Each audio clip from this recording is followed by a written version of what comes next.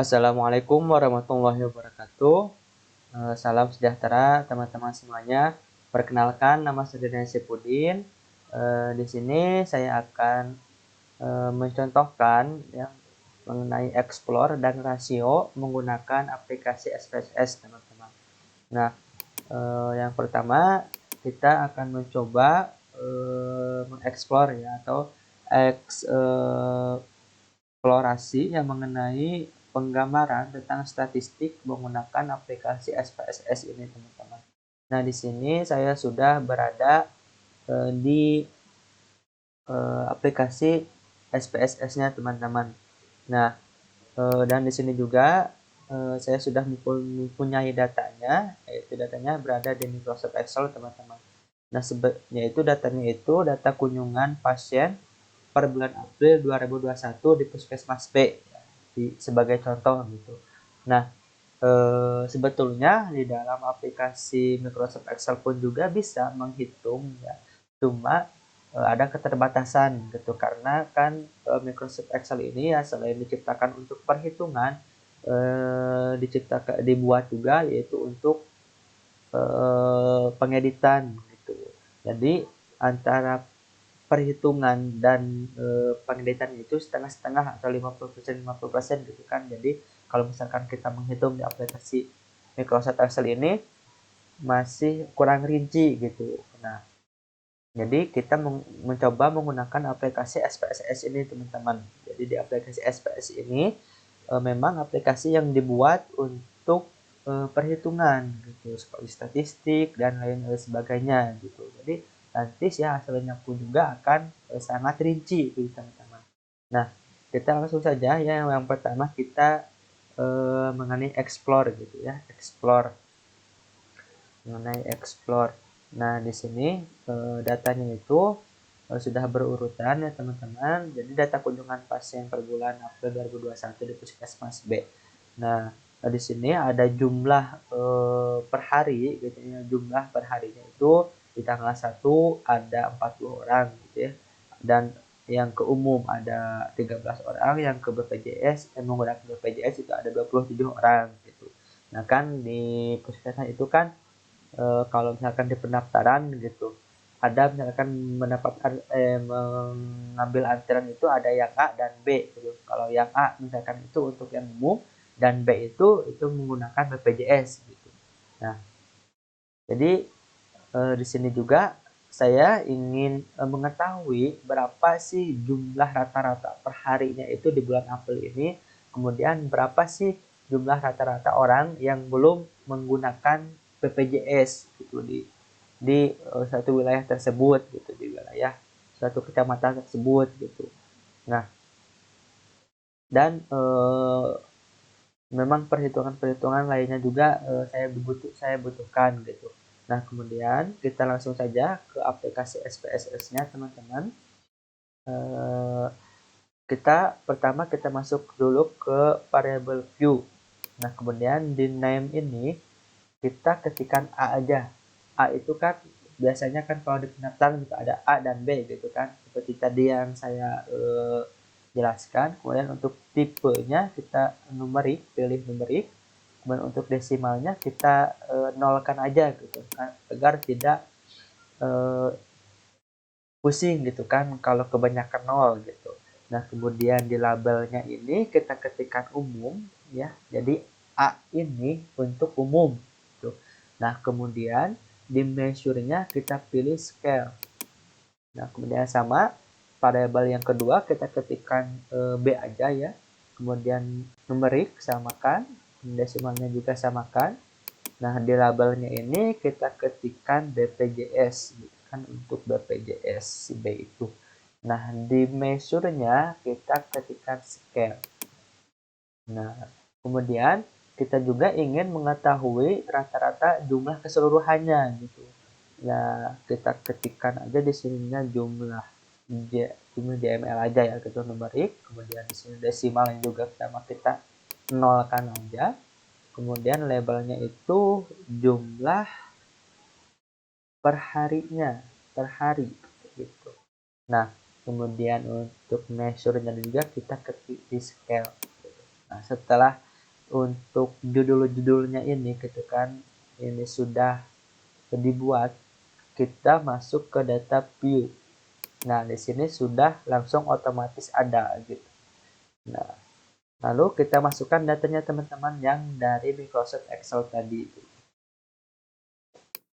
Kita blok aja langsung semuanya karena ini sudah berurutan kan gitu. Dari umum, BPJS sampai akhirnya jumlah seperti yang tadi ada di SPSS gitu. Nah, ini A, B, dan jumlah. Karena sudah berurutan, kita copy paste aja. Nah, sudah. Apakah ini sudah benar datanya? Itu datanya 30 hari ya, karena ada sampai tanggal 30. Berarti ini sampai 30 berarti datanya benar, teman-teman. Nah, setelah datanya ini masuk ke aplikasi SPSS, kemudian kita analisis. Masuk ke analisis, kemudian deskriptif statistik, kemudian kita pilih explore, teman-teman.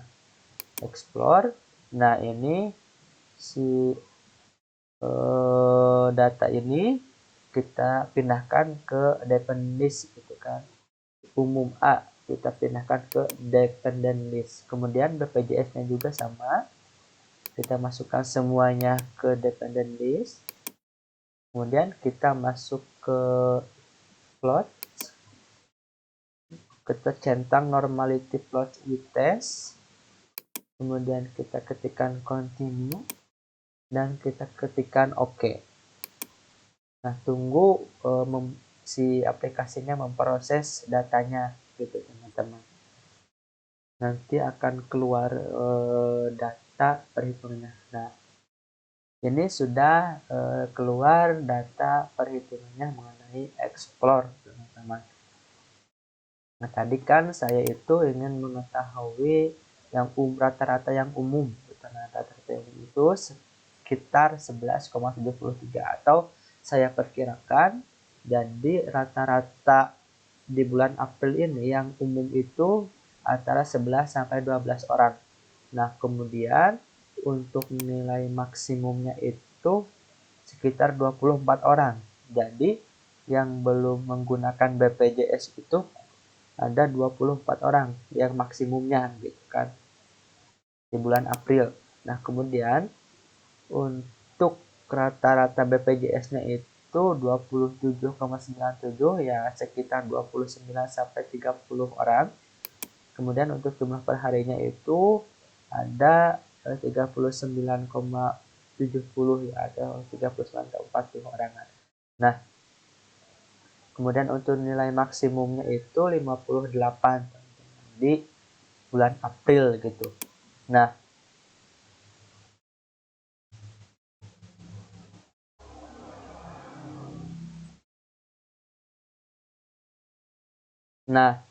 di sini juga kita bisa melihat gitu kan. Nah, tadi itu kan yang umum itu nilai maksimumnya 24 gitu, teman-teman. Dan nilai maksimum dari BPJS itu ada 41 orang. Nah, jadi kita bisa menghitungnya, teman-teman. Untuk berapa persen sih rata-rata orang yang belum menggunakan BPJS gitu. Jadi untuk menggunakan ke persennya kita tambahkan saja nilai yang umum ini, nilai maksimum yang umum 24 ditambah tadi nilai maksimum BPJS.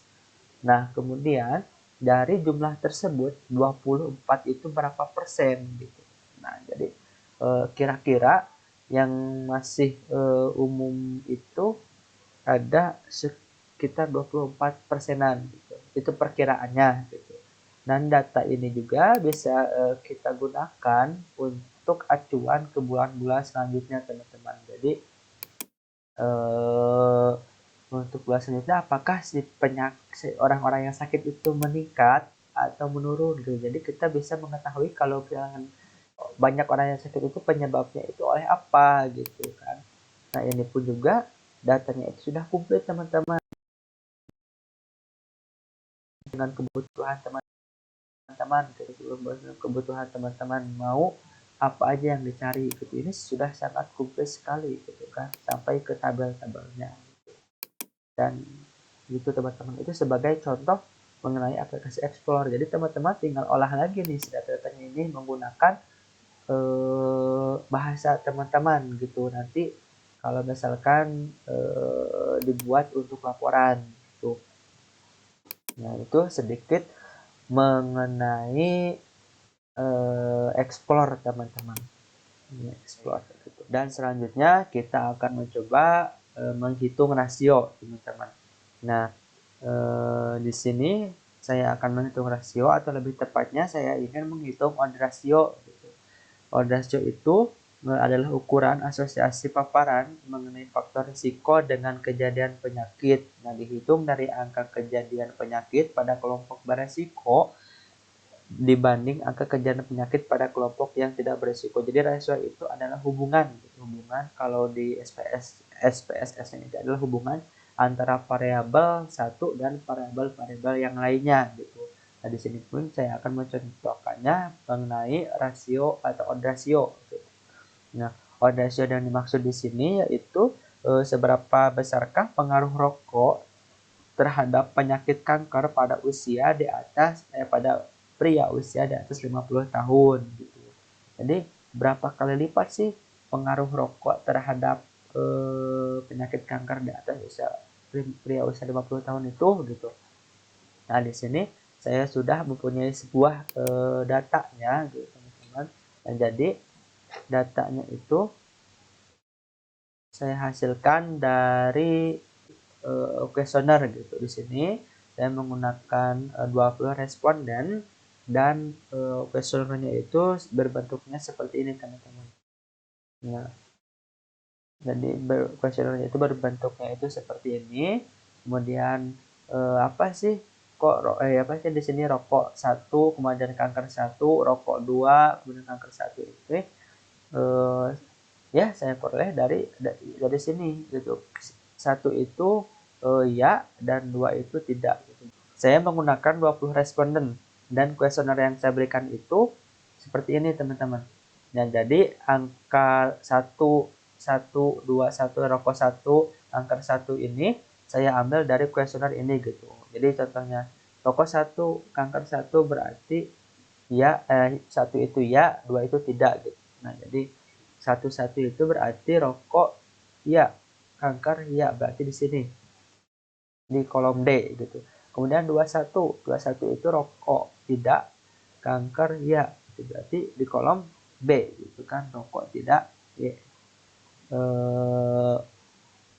kanker ya gitu. Nah, di sini saya itu tujuannya ingin mengetahui mengenai nilai estimasi atau berapa kali lipat sih seberapa besar pengaruhnya, kemudian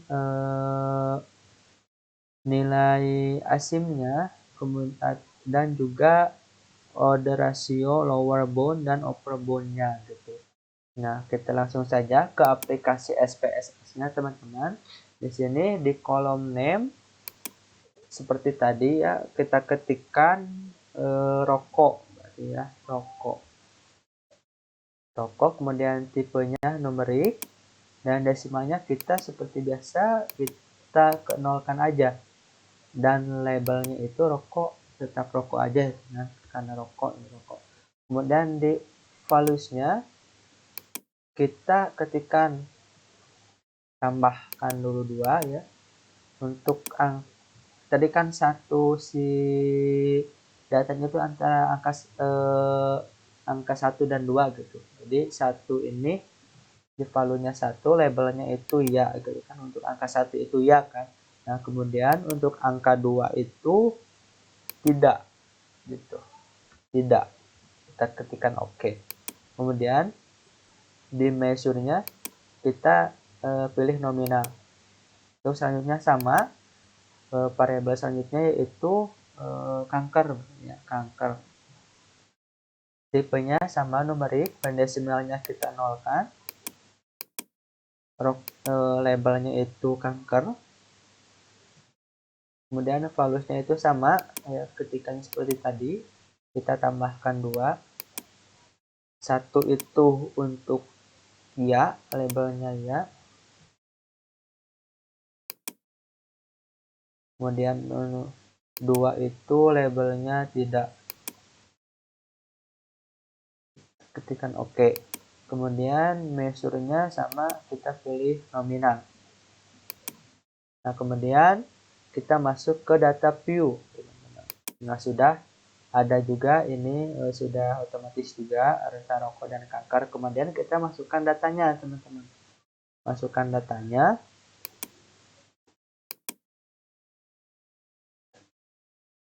Kita copy ke SPSS. Kita paste karena sudah berurutan juga gitu antara rokok dan kanker. Di sini 20 responden ya betul. Kemudian kita masuk ke analisis, kemudian deskriptif statistik, kita ke call step. Nah, untuk si rokoknya ini kita masukkan ke row, dan si kankernya ini masukkan ke kolom. Nah, kemudian kita masuk ke statistik, kemudian kita centang Collins and mental Hanizer statistik, dan biarkan test common order ratio equality itu tetap 1. Kemudian continue, dan kita ketikkan oke. Kemudian tunggu si datanya proses. Nah, ini sudah ada datanya, teman-teman. Nah, ini untuk responden yang menjawab sangat-sangat mempengaruhi itu ada 10 orang gitu. Ada 10 orang gitu. Dan bisa dilihat juga lah teman-teman ya untuk si hasil datanya gitu. Si hasil datanya. Nah, kemudian si data-datanya ini kita olah kembali sesuai kebutuhan. Si data-datanya ini kita olah kembali sesuai kebutuhan. Kemudian nilai estimasinya itu di sini kan nilai estimasinya itu ditunjukkan yaitu nilainya 15 gitu. Artinya pria usia di atas 50 tahun yang merokok itu lebih beresiko 15 kali lipat daripada yang tidak merokok. Tuh, yang menyebabkan kanker itu gitu kan. Resiko kankernya itu sampai 15 kali lipat kalau si orang tua tersebut itu merokok gitu. Nah, kemudian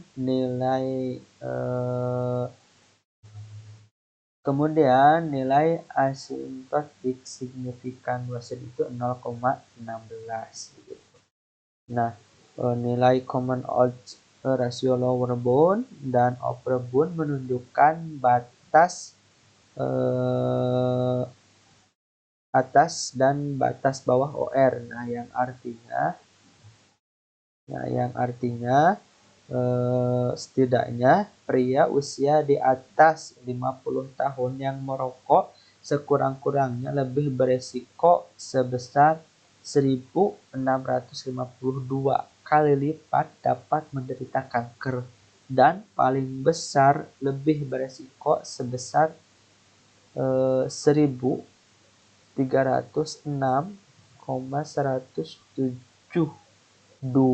kali lipat dapat menderita kanker gitu, teman-teman.